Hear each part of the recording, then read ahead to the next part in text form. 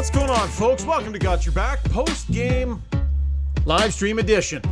Brought to you by Mr. Dirk. So is the glass half full or half empty tonight? How are you feeling? Points in 10 straight? You want to focus on that? Or how are you feeling about dropping a point to the Philadelphia Flyers? Tell us what you think. We're live streaming tonight. Up on YouTube and here on Twitter as well. Getting set to join Jason Strudwick in just a moment. Got Your Back. As always, brought to you by Mr. Dirk, located just off White Avenue and 102nd Street. Mr. Dirk, your one-stop shop for all your clothing needs.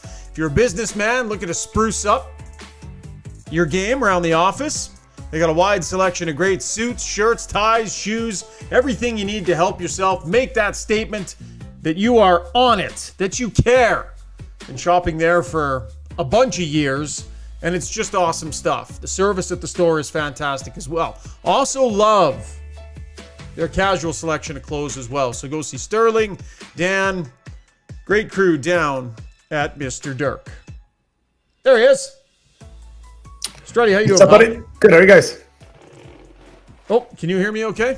Oh, I gotcha. There you are. Okay. Sorry, I'm mis-hitting the buttons here. How's the night, buddy? Good.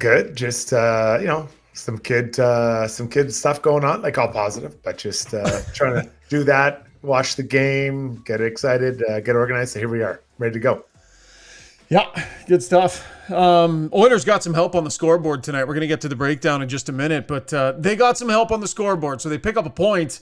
The Avalanche. How about a 5-0 loss to the Tampa Bay Lightning tonight? Oof. Seattle, 3-1 loss to the New Jersey Devils. That helps. Calgary, 2-1 loss to the Detroit Red Wings. And Vegas well on the way to winning their game, so not ideal there. But when you're keeping an eye on 4 games on the out-of-town scoreboard and you get a favorable result in 3 of those, that's a solid night for the Oil. They'll take that.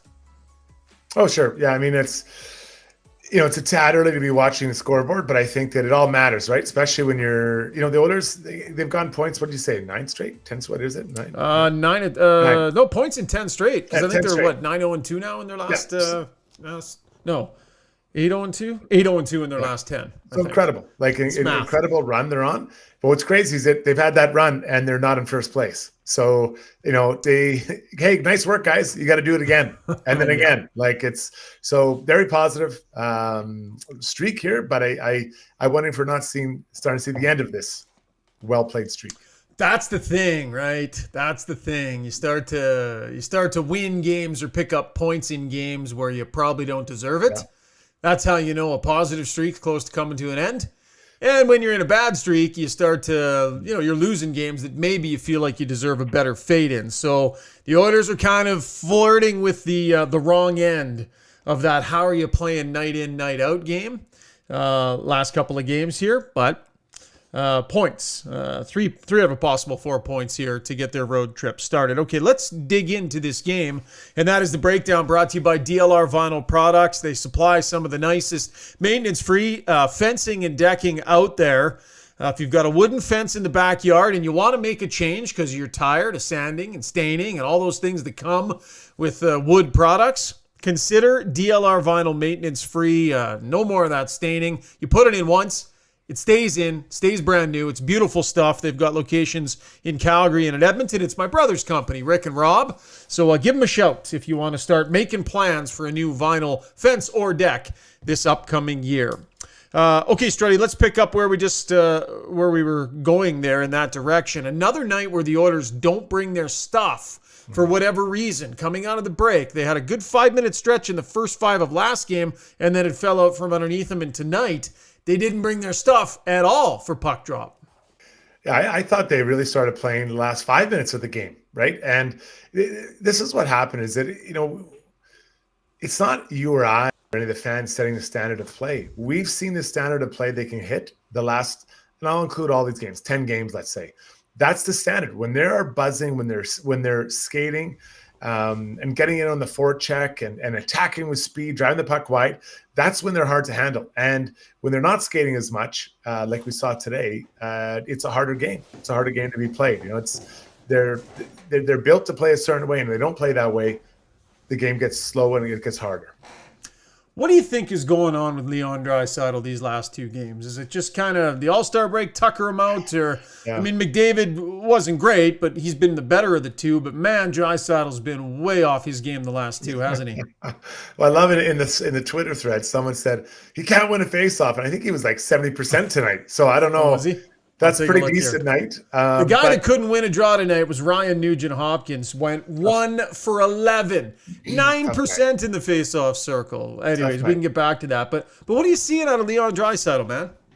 I think he can really drive his own line, and when he is not skating and not pushing the pace and using his big body, it just he looks mortal, right? And mortal's still pretty damn good, but he just to me he looks like he's tired, and I know that we can't. He just had a break, but I just see that who knows what happened during the All-Star break? Did they get much sleep? Whatever, and they could do whatever they want. They're All-Stars, but he just looks like a guy that is taking a little time to get back from his Turks and Caicos visit. The turnovers, right? Like, man, he gets to the blue line and just the sloppy plays. So one of them led to the goal, I think, tonight, didn't it? Where he turned it over and ended up back the other way and in the back of the net. Especially late in the game. the D-man sort of jumping. D-man's jumping in. Yeah. And you're making a high-risk play there. Now, Leon Draisaitl is allowed to make those plays, or you have more leeway than whoever. Fogel, right? And so Holloway. Yeah, but when you still have to be respectful of the puck, right? And you can kind of sense as the tight game is going to be a close one. Every decision makes so it makes a difference. So sorry for interrupting you, but he does get more leeway because a lot of times they do find a way home.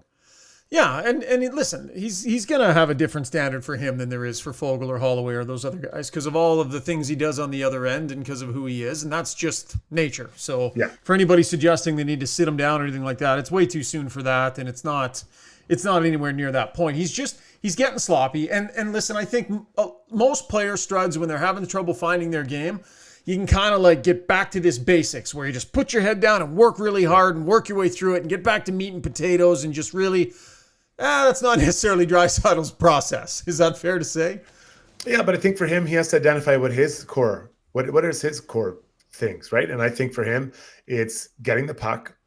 When he has the puck, keep his feet moving in the offensive zone, right? Make people like hang on to it. And then the D-men start to panic a little bit. Then finding sure plays, right? And then maybe not taking those kind of 50-50 passes, right? So every player has their core skills that are like, this is why you're here. Now his skill level is way higher, but even when you're a high skill level player, you got to find those core things for you and just fall back on them when maybe your game isn't quite where you want it.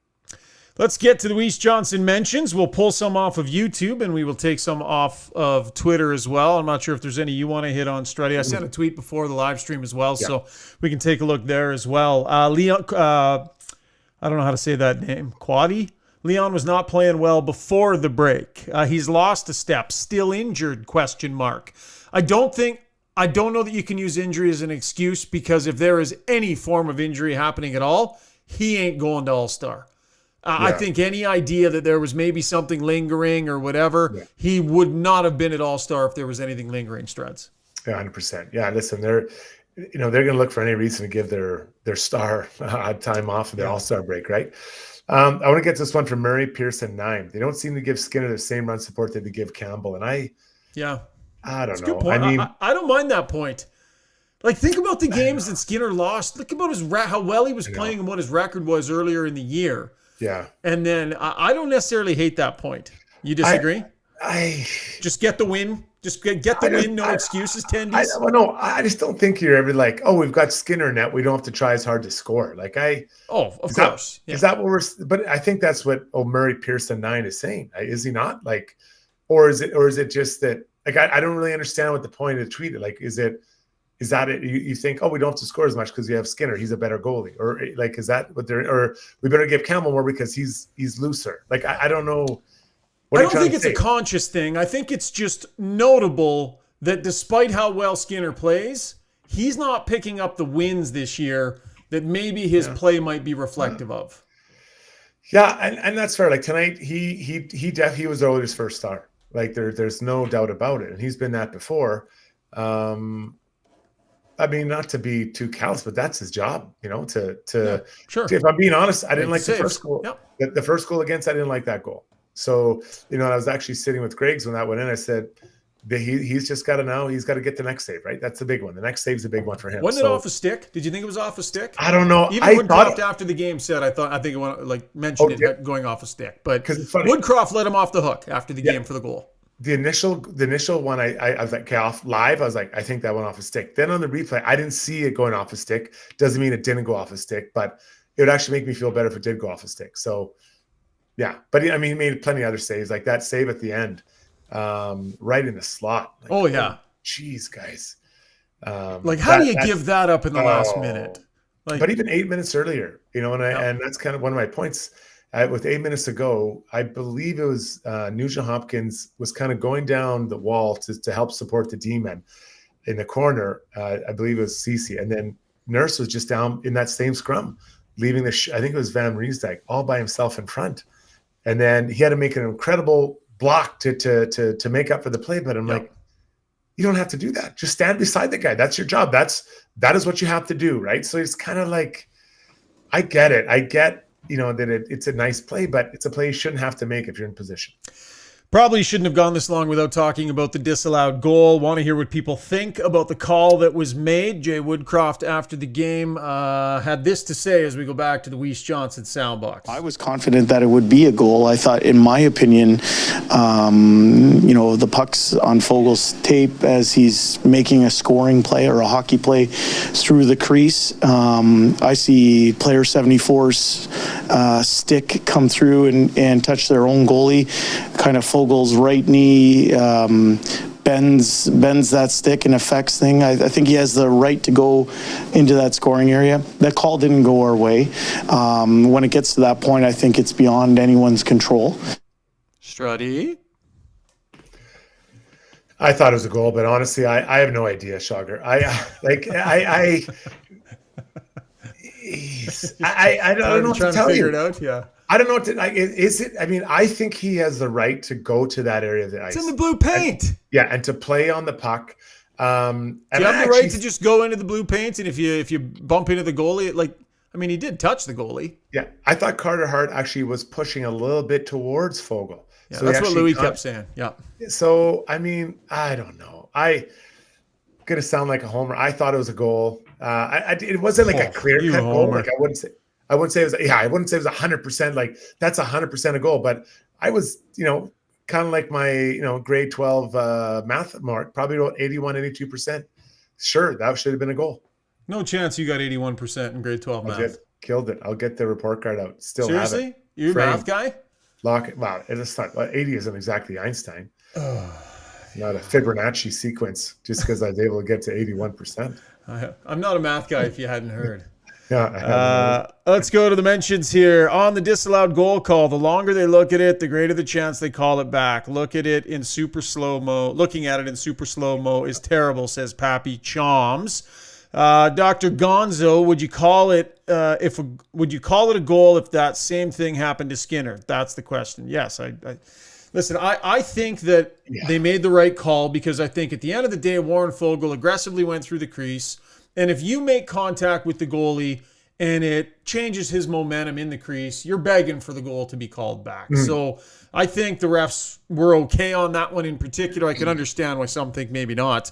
You think you're frustrated, Struddy? How do you think Zach Hyman's feeling? I think that's his fifth. I think it's his fifth. Yeah. But I think it's the first one where it was someone else and not him interfering. Yeah. But you know what? That's a good thing. Like, I don't mind that these Oilers are getting calls back like that, because it means they're going to the blue paint. Yeah, heck yeah. And you've got to score goals by going that way. And Zach Hyman, that's how he's got to play. He's got to play that way. He's skilled, but he's not uber skilled. And his skills are in and around the net. So I love that. I love that he's, you're in and around there, man. And sometimes you're going to play in the gray area. And who knows? Maybe in the playoffs, one of these ones, the call goes his way, because he went to the net. So I'm telling you got to go to that blue paint. It's so hard. For sure. By the way, did you see on the broadcast John Tortorella's assistant coach say something to him, and then he went snap show?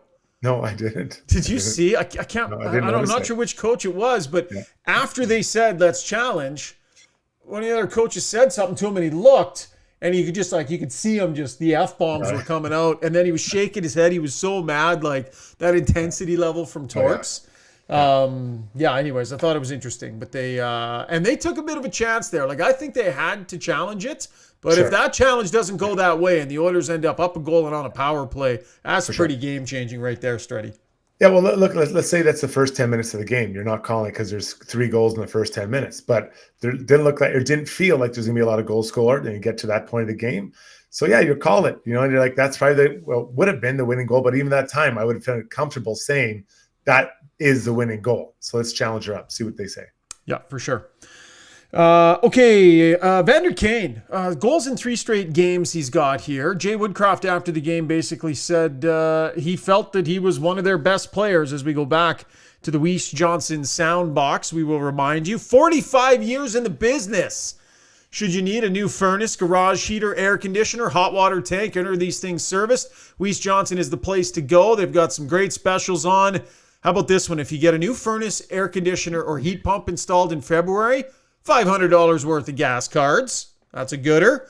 And anyone who gets an estimate for the furnace, air conditioner, or heat pump, they get entered into a draw for a pair of tickets to an Oiler game. One of the comments, too, here on Twitter, someone said, Yomsky11 said, Weiss Johnson, whoa, hey. Weiss Johnson,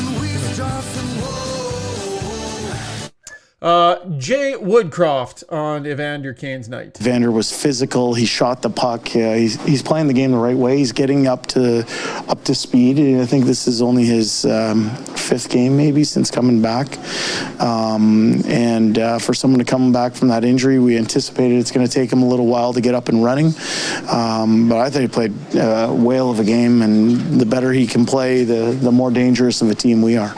Rounding into form here, the empty netter always helps, but maybe shooting the puck with a little bit more confidence than when he first got back. Yeah, we can tell that Jay liked his game, played him the most, right? 25 minutes. Come on. But listen, he had the really long shift in overtime too, but still, even if it was 23 minutes, that's lots. I think I made this point earlier, but when you are injured on your hand, you can skate like crazy. So I felt really comfortable saying his legs and wind were going to be there 100%. And I don't think his legs have been an issue at all. Like, he looks to me like he's been skating well the whole time. If it's your knee or hip or whatever, you can't skate. So if you're going to get injured, and a big one, that's probably where to get it, right? Because you're able to keep skating.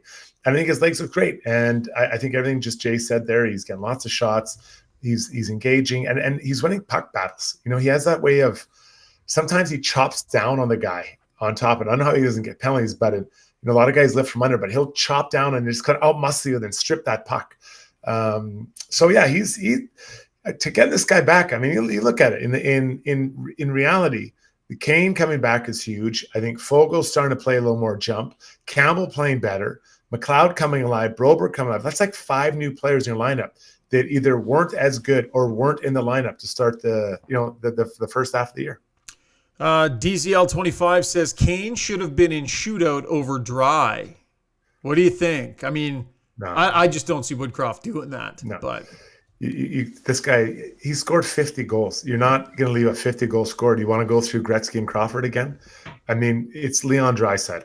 He has, what is he, top? Is he second in the league in points? We're going to put this Kane in, a guy who hasn't really, if Kane is sitting there at 25 goals, maybe. He hasn't played a lot of games. I'm sorry, the touch isn't there. And it's not even Kane. It's just that it's Leon Draisaitl. Yeah, I agree. Brian Jackson says, when Edmonton's driving the net, they look dominant. When they try to pass the puck in the net, it's not going to be a good night. To your point, though, when you're getting goals called back because you're going to the paint, do you think consistently they're doing a better job of that, those Struds? Because that was definitely something they had too much of in their game earlier this year, a little too fancy, not necessarily getting there. I think as a group, they're doing a better job of getting there, though.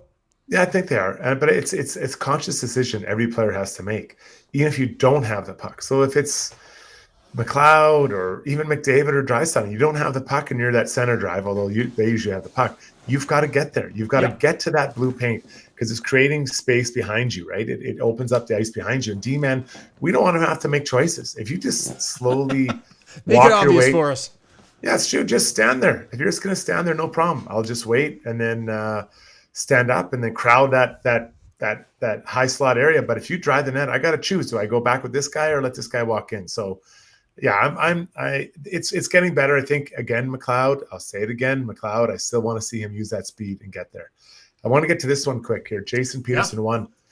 Time to go back to the 12 and 6 lineup. So much mixed matching with the lines. See, I don't know. I think I'm not going to lie, but I think I was the one who advocated for Jay to go to this structure 11 and 7 before he did.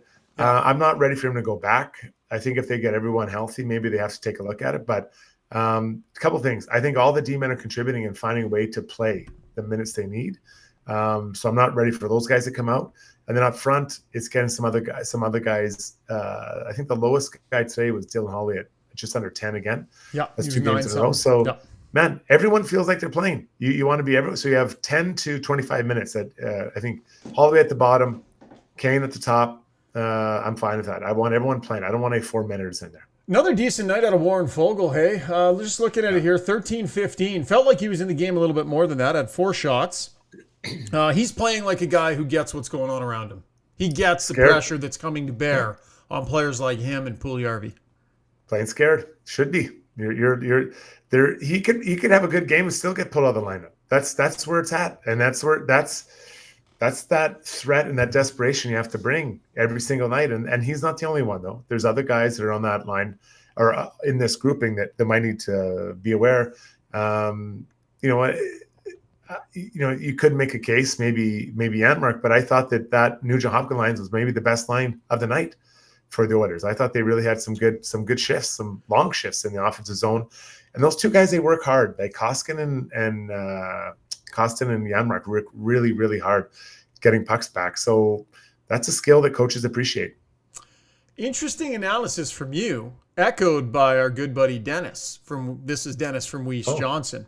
So I asked him what he thought of the game. He's a huge Oiler fan. He knows the game really well. He said they looked a little lifeless for most of the game. Agreed. Played good the last 10 minutes of it, though. Agreed. Carter Hart's a darn good goalie. Agreed. I think we need to keep that line of Nuge, Janmark, and Kostin together. They often totally dominate the play. So the other thing he did say, though, we can't seem to win for Skinner these days. So some good thoughts there from our buddy Dennis over at Weiss Johnson. I agree with you on that line. I still think, like Nuge and Hopkins has had such a good year, Struds, that I don't want to. You don't want to pile on. You don't want to. But man, like 1 out of 11 draws. I mean, you got to buckle that down. I'll have to look at his game log. I think he's been pretty bad in a few games here recently, too. So, I don't know, little details. We've been watching for a long time as he has struggled in the face-off circle. Kind of been waiting for that to improve. Yeah, it hasn't come to pass. And the challenge is it limits your line. As a coach, if you're uncomfortable with someone being able to win a draw in the anywhere, but specifically a defensive zone, you're unlikely to send them out, or you have to send someone out beside them to win that draw, and then that guy will have to change, and that's disruptive to the line. So, it's 45% this year. Yeah, I don't think it's changing, right? So, and today was a hard night. Today was a hard night for him in the draw, and you're gonna have nights where maybe it's the opposite. But you want to have that total package, so you can just put a line out, say, "Okay, these guys have got it." And then when you're losing face-offs like that, it's hard. It's hard for a coach. 62 points in 52 games that we're picking apart his face-offs. That's what we do here on Got Your Back. We deal in the minutia, the details, right? The details. That's fair. The details matter, man. I agree. You know what? It's never a problem till it is. And listen, I've been a huge advocate of his whole career, and I love the way he's playing. I love the way he's got his line playing. He's carrying his own line. Everyone's going great. But those details matter, because you know what? It's going to be in the playoffs. There's going to be an icing, and it's going to be that line, and also to crank out whoever makes it a little harder. For sure. And those face-offs are absolutely critical in the postseason. CGF1 says, I was expecting a filet mignon of points tonight, and the Oilers served up hot dog water. This felt like it could have been one of those nights where they went in. I mean, Philadelphia is a team that can be exposed, but again, they didn't have their stuff, and it's 2 games in a row. I don't know if coming out of the break, or if it's I don't know what's going on there, but they're grabbing points in games where they're not playing great, and I suppose that's maybe a little bit of little positivity there. Yeah, well, let's see what happens this weekend. these teams this weekend play pretty hard, and just like Ottawa, Philly, Montreal. Yep. Yeah, Philly plays pretty hard too. So the Oilers have to be ready for that, and they have more skill. There's no doubt about it. But you've got to have your effort going right from the step one of the game. So I'd like to, who they didn't have their normal starter. Who they started for a while there, wasn't it? Holloway, Nugent Hopkins, and Ryan. Were they start? Was that the line? You mean on the line tonight? Like the starting lineup? The starting lineup. It was. Yeah, they had Holloway, Ryan, and McDavid for a little bit. They were running there for a bit. I don't think that was it tonight. I think it was Draisaitl. He had Draisaitl out there with Hyman and McLeod to start the game. He mixes it up. Like he does, yeah. He jukes and jives around the first 3 or 4 shifts of the game and tries to throw off the other bench. Go back to McDavid, Holloway, and Ryan. I like that starting line. I don't know why. And I don't generally notice, but I notice those guys. It feels like they come out flying. I think Holloway gets a bump. I think McDavid maybe vibrates a little bit off of that energy from Holloway. All right. Good stuff. That was a breakdown brought to you by DLR Vinyl Products. We're going to get to the penalty kill here in a minute in our takeaways segment. First, let's get to a few more mentions here on the live stream. We really appreciate you tuning in and doing this with us, folks. Struds and I, we've been doing podcasts for quite a while here. And we started doing these live streams and really, really enjoying the interaction with the listeners and the viewers. A. Dean says, sometimes I think the 11-7 entices Woody to shuffle lines a little too much. Need some consistency in the top 6. So you get to playoff time and you're in a series against a really good team. You think about Stanley Cup champions and those identity-driven fourth lines. And in an 11-7 configuration, you definitely lose the potential to develop that fourth line that can just go out with energy and, game after game. Mm-hmm. But there's also benefits to this 11-7 configuration. Long term, is it sustainable, Struds? Could you see? I mean, they did it in the playoffs a bit last year, and they seem to really like it, and they're getting results. That's the thing. They're getting results with it. Yeah, they are. And I'd definitely like to see the 1-2-3 setup, right? I want to see Leon, Connor, and Nuge all with their own centers. Wingers, yeah. Yeah. All at center, I guess. Yeah, I didn't say that very well. I would like to see that. And, they're getting pretty close. So if you spread it out that way, I think it's Costin and the big guy, Janmark with Nuge. And then probably is it Kane with Kane with You could have Yamamoto. You could have Yamamoto on the other side of Kane, when Yamamoto's back. So Kane and Yamamoto with, let's say, whoever, Draisaitl, then Hyman, and then center, Hyman, I guess it'd have to be Holloway. Yeah, you got McLeod in there too that you can do. McLeod, you can play Hyman on the right. Yeah. Like that's what they started with tonight. McLeod left, Hyman right. Yeah. And I'd like to see that, right? I want to see that happen at some point here. Just like roll those lines for a while. But they're getting some good jump out of this. And so I understand what you're saying about the fourth line identity, but I'd rather have my top 3 players playing more, with that fourth line, because that fourth line is now a third line. Right? When you put Connor or Leon there, it's no longer a fourth line. It's a third line. So now you just have 1, 2, and 2 third lines. I like that better than the fourth line. Yeah. A couple of other things, bigger picture, let's get to here. We had Ken Holland on the podcast yesterday with on our Got Your Back LeBron and Rishaug podcast. And listen, you ask him questions about potential trades and stuff. He's not going to give you too much because we're getting close to the deadline here. The one thing that I really gleaned from that interview that we did, Struds, is just how conscientious they are about the cap situation they're in. So never mind this Puljujarvi Yamamoto stuff and what might happen. Let's just talk about trying to bring a player in. Ken Holland stressed multiple times that this is going to be a dollar in, dollar out transaction. They're not in a position to take on any salary, and we understand that. So the gymnastics involved with trying to, let's say it's Chychrun, add a player like Chychrun. It's going to be difficult for them, and I think part of what makes it difficult is you got other teams out there like maybe LA or whoever that can do more of a clean deal. So it might get really costly for the Oilers to do a deal for a guy like Chychrun. Like you could see a couple of firsts, couple of seconds, and a prospect just to get them to take the money back required to make it work. If it starts getting that steep, I still think they need to be aggressive and do what you need to do to find the space if you think you can improve your team. Yeah. But it is tricky, isn't it? As you middle finger us with your chapstick. Right back at you. That's what I thought of your idea. I'm sorry. What did you say? Oh, nothing. Sorry, I'm tired here. A little sweat there on my brow. Yeah. No, you know what? Everything has a cost, right? So is it worth it? Is it worth going out and doing what you're talking about for if the cost is indeed that high? And it's a tough sell. And I've been very strict on it. I want constant improvement of this team.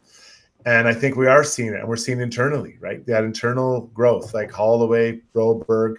Unfortunately, Yamamoto and Puljujarvi have not had internal growth. There has not been there. McLeod, I think there's some internal growth there. Foga, I wouldn't call it growth. I think he's starting to play like he's expected to play. This isn't a rookie. So that internal growth is so important. And then Darnay, let's call it what it is. Like he's also a guy that's so, that internal growth, because they're cheap contracts. You need those cheap contracts. And I'm not saying no to Chicken, but I just wrap my head around what you're talking about for that, or for anyone. Like that sounds like a deal reserved for Wayne Gretzky or Sidney Crosby, right? Not Jacob Chikrin. And no disrespect to him, but it's like, that's crazy. Well, this would be the breakdown of it, right? So 2 firsts and a prospect is roughly considered to be the price for Chikrin. Yeah. But now you need to get them to take somebody off your books. Right. And they're also probably going to have to find another trade to move someone else out. So now you're having to give up maybe another second or something else to get them to take money off your books. So really, it's the 2 firsts and a prospect for Chikrin, plus the other assets you need to send out the door. Now, if you're getting like Bukestad back, and by the way, I believe the Oilers are strongly interested in Nick Bukestad to bring in as a cheap center with some size that can help them in the playoffs. But you're right. That's a lot of assets, and it's a complex deal. And there are other teams that I think are going to be able to just go, okay, here's your 2 picks and your prospect, make it a nice clean deal. You don't need to take any of our crap back. Yeah. Yeah, and that's what it's all about. I mean, you saw the NBA trade deadline today. It was just circus out there. And that's exciting. But yeah, I'm starting to believe in Holloway and Broberg and what they can look like in 18. Unfortunately, next probably year. won't you have. Just said it. Yeah, you just said it next year. I know. I bit my tongue off when I came out of my mouth. What about in June, Struds? I know. How much do you believe them in June? But then you're going to have some cap flexibility, right? So you have some things drop off here. You have some dead money drop off. Puljujarvi's dropping off. I know you have to pay Bouchard. I don't think that contract's can look like we expected. Man, is he struggling offensively? Yeah. Oh. Yeah. Well, it's costing him money right now, but I think that's a shorter term deal. We know what Skinner's going to be. Who am I missing? Is it McLeod needs another deal? Yeah, McLeod needs the upgrade. So I mean, like McLeod is having a career year here, goals wide. McLeod, Bouchard, Skinner's already got his done, so that's in the books. But I mean, McLeod is going to be a couple mil. I mean, with the year he's having here, right? Yeah. Bouchard, it's not going to be the Dobson deal, but Bouchard's going to want probably starts with a 3. I'm not sure if the Oilers want it there or not, but so it's it's tricky. Yeah, it depends on the term, right? Everything depends on the term, but and then you got to try to upgrade around that, right? If there's some, because if the salary cap does go up, you're going to have a bit of money to play with in there. But it's tough. It's tough, man. God, it's tough. Can you find that piece in the offseason and make that trade then? I don't know. Maybe you can. But I go through cap friendly, look at every team and try to identify the D-men that A, be available, and B, that is a big difference maker. No. It's hard, man. It's not that easy. So Chikrin's sitting there right now. Who will help? He will definitely help. Do you walk away from that? It's a tough call. Yeah, for sure. Okay, let's get to takeaways brought to you by Sherwood Buick GMC, the #1 GMC dealership in all of Canada, 5 years running. And I recently bought my CR1500 there. It's easy to see why. It's an awesome buying experience down there. Go see Phil and the crew. The nice thing about Sherwood Buick GMC is they have stock. So they're not one of those dealerships that can't get you what you're looking for. They can actually sit you in a vehicle and let you take one for a ride. It's the giant dealership just off Baseline Road on the way into Sherwood Park. That's Sherwood Buick GMC. Okay, let's do 2 things here in takeaways. Want to get to Puljujarvi just real quick here because Listen, Stoff said on the broadcast tonight he thinks that the decision could be pushed into next week. In other words, no Yamo for Saturday or Sunday, which buys them a little bit of time and a couple of more games before they have to make that transaction. So, and I don't think Bob's throwing that out there unless he has a pretty good idea of what's going on. But point being, if and when Yamamoto's ready to come back, something needs to happen. I believe it's going to be Puljujarvi on waivers. I don't think there's a trade. I think it's going to be Puljujarvi to waivers. Do you think he gets claimed, Struds? It's a hard question to just throw out. Is he going to get claimed? Yeah. Do we know the intentions of 31 other teams? But are we at a point now with this guy's game where he slides right through waivers? Everybody has a free crack at him. Well, first of all, I said that about that they're going to find a way just to delay this decision, right? Ken Holland is not a guy who rushes. Look at the way he traded, did not trade Puljujarvi when he wanted a trade. He just slow played it, right? We can't find the right trade partner. So Ken is not going to be pressured into do anything. So I think that there's no doubt that that's probably what's going to happen. I talked about that last week, earlier this week. I would, if I were someone, I would take a run at Puljujarvi because look, you're getting a 4th overall pick and you get to pay him. That's just the math. Make it easy. $1 million.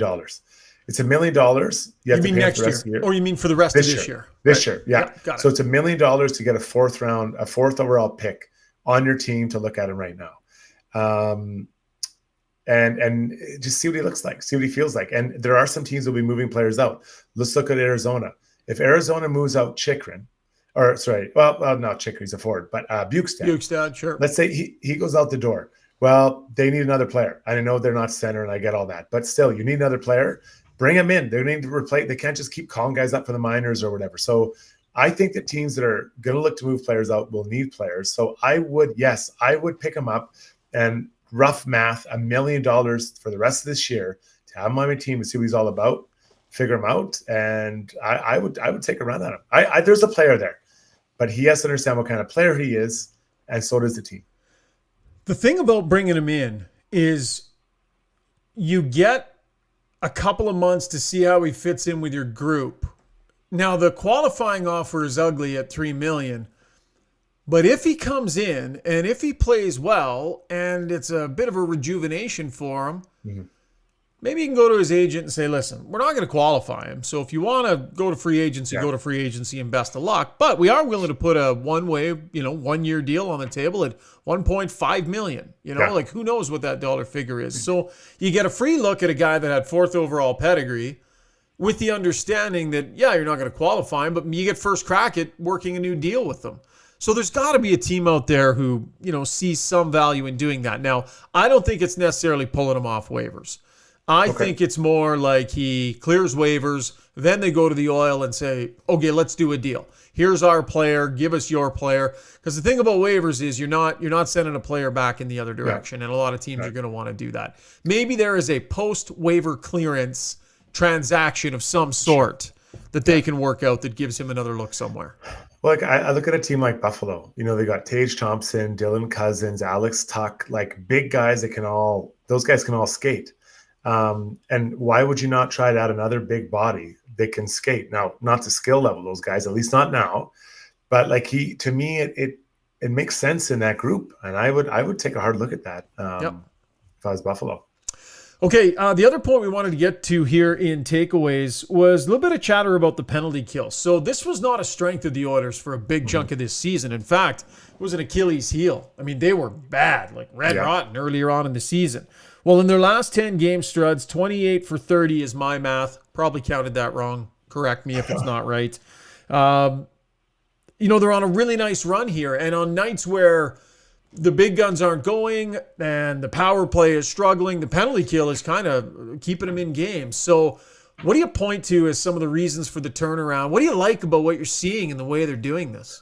Well, today it jumped off the TV. I mean, it was the speed they have on that penalty kill right now. And, there was a group, they seem, it was just one time they're all together, but they're out there. When I see Fogle and McLeod out there together, just speed, they're covering so much ice in that zone, in their own zone. It's crazy. And then on the back end, they had Broberg, Kulak. So, I mean, that's 4 of your very good skating players that are just covering ice and stopping, starting, sixth in the lane and moving around. Then you got Kane, who kind of understands that the ins and outs of what guys are doing in the power play. So his sticks in the right place. Like they seem to be taking a lot of pride in it, and they're bringing lots of energy. And not only are they bringing energy in it, I think they're taking energy out of their penalty kill. Like it's feeding their 5-on-5 game. So just the general speeds, and then even length. And no disrespect to Yamamoto, but quick as he is, he's not as long. You think of how big McLeod is, Fogle, Kane, Nugent Hopkins has been out there, McDavid's been out there. Like that's all guys over 6 feet. I was just talking about the forwards, but they're all long and they take away space and the speed. So it looks like they're really, I thought Philadelphia actually had a pretty tough night in the power play, but credit the Oilers penalty killers. Yeah. And I think for them to have this part of their game coming around, this is so important. When you get to the playoffs, like for your penalty kill to have confidence, and this penalty kill is generating confidence, you do not want to go into any playoff series against anyone with your penalty kill being a weak link. I just think it's so critical to have that part of your game sorted out. And they've managed to bring that around, Struds, and it's getting a lot of different people involved. Oh, a ton. And again, that's what's bringing everybody's minutes up, right? You have McLeod and all these other guys, Fogle, who's killing penalties, and all these guys that are killing penalties. Their minutes are going up, and it's not like they're playing 5 minutes on it. It's 1 minute, 2 minute, but man, it feels like you're involved, and your energy, and you're getting the trust, and you're being given that responsibility from your coach, which is huge. Okay, let's go quickly back to the Twitter mentions here. Can you pull up the tweet I sent earlier there, Struds? Is there any more you want to get to? We'll just see what people are saying. Raylap, can't see Yamamoto here long. That's an interesting point. I've heard a little bit of that chatter here, especially since this last injury of Yamamoto's. People really questioning if he could play that style of game and stay healthy, especially in the playoffs. You love the intention and you love the willingness to be physical, and the guys love playing with him. Like, I think Leon Draisaitl requests Kailer Yamamoto as a line mate. But I do wonder if long-term that frame can play the game the way he needs to play it for him to be a continued solution here. So that trade chatter has popped up a little bit. Yeah. And it's... Again, it's the contract, right? That it makes, when you're dealing as tight as you can against the cap, like the Oilers are, the contract makes a difference.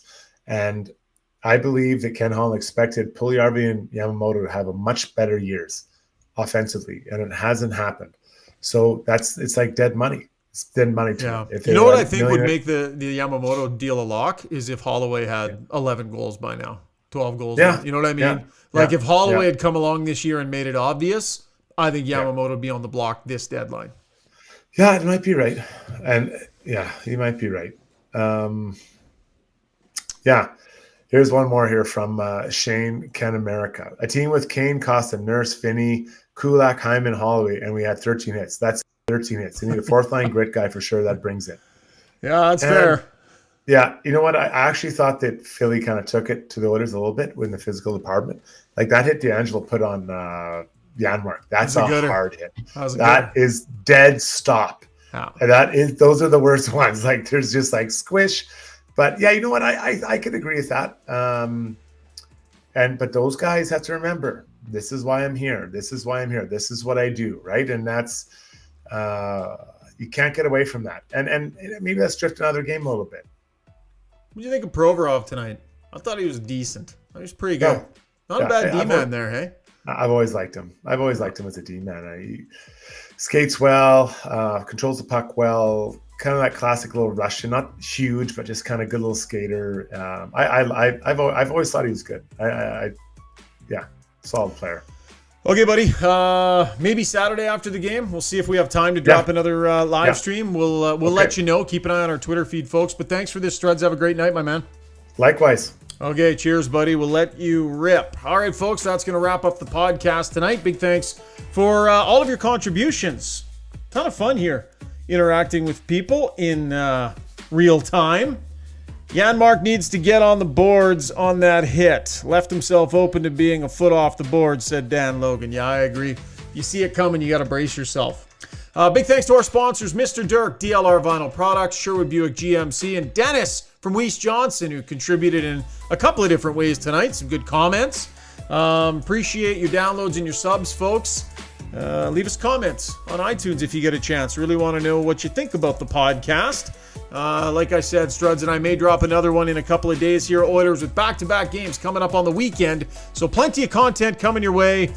Shane Canamerica says, thanks guys from LA. Thanks for tuning in from Los Angeles, Shane. We appreciate it. Talk to you soon, folks. Have a great night. Cheers.